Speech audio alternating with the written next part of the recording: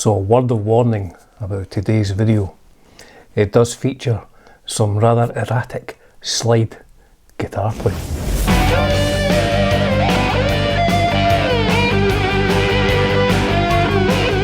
So that is at the end of this video, so please do stick around for that. Welcome to Dunzy's Guitar World yet again. Today we're going to be looking at a guitar which I will preface this video by saying it is on loan. It is on a kind loan from a good friend. So this guitar was built in the 1970s and we know what the 1970s fashion was like.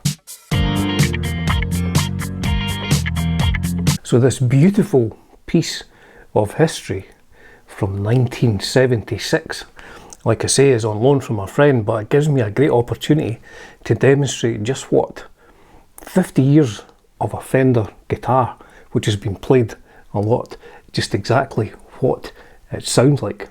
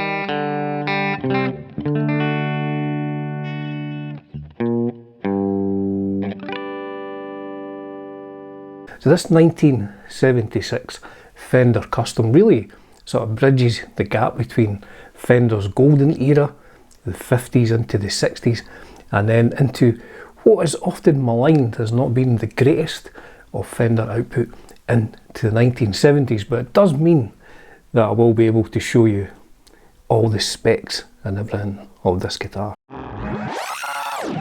So let's have a look under the hood of this guitar. Now the pickup has been changed to the Seymour Duncan, which I do believe to be the same one that Jeff Buckley had. I'm not sure if the bit underneath there, if the cavity has actually been increased to accommodate this, and there is that wide range humbucker, lovely sounding humbucker. So original switch as well, looking a bit like it's seen a bit of ash body, really nice grain on that ash body. I think it's maybe 3-piece, maybe more than 3-piece. Fender stamped bridge as well, all the original pots, although we can see the Seymour Duncan replacement pickup has 4 wires. That is, it's not been wired in to be splittable or any sort of phasing or anything like that. I'm not 100% sure what pickup it is, but it sounds good. It still sounds single coily, I have to say, but it is nice. Got the frets and the fingerboard, so it is a maple fingerboard. It's got quite big frets on it. I was quite surprised at the size of these frets. I'm not sure if it has been refretted. It's got a brass nut on it, which I don't think was standard, and it has the bullet truss rod. Look at that lacquer, how much it has aged. Now I'm not sure if that's nicotine or whatever. So Fender Telecaster Custom. So let's look at the back. So string through with the ferrules there. could be 4 pieces. Nice grain though. Very thick lacquer on these 70s Fenders, and we have the 3-bolt neck plate with the serial number which dates it to 1976, has a skunk stripe on the back, and I don't think the tuners are actually stamped Fender, but they are Fender tuners, I believe. So there we go, that is the underneath the hood and a quick look.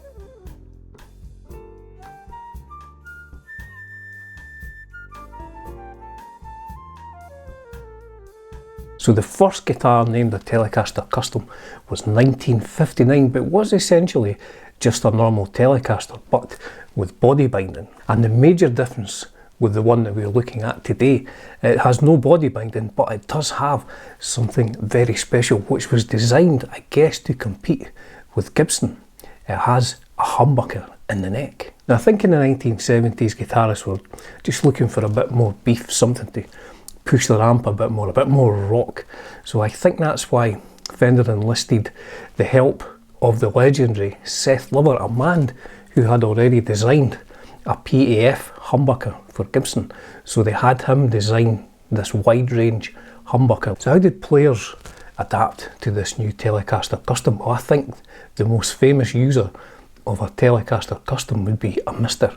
Keith Richards of the rock and roll band the Rolling Stones, famous for playing a black Telecaster Custom in the 70s. In a bit more modern times, of course, we have the Edge from the band U2. He's been known to rock a Telecaster Custom as well.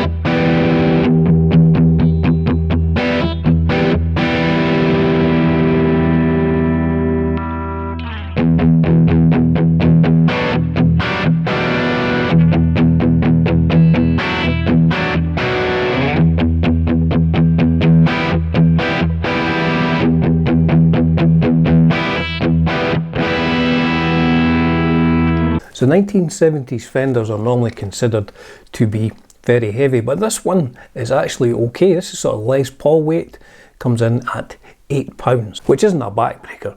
So who are these good for? I think these are good for everybody. You can do rock and roll on this, you can do blues, you can do country, most definitely.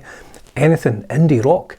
They are lovely guitars. So it really is a product of its time, you know, with things like the thick varnish, which, you know, really was a departure from Leo Fender's original idea for these guitars. But I don't know, there's just something special about 70s instruments. That's why I have a few of them, because I do like them. There's just, it's great playing an old guitar that feels like it's been played, you know. It's not one of these new ones which has been customised to look like it's old, and I'm not criticising them, but this, when you pick this up, you can feel that this guitar has been lived in.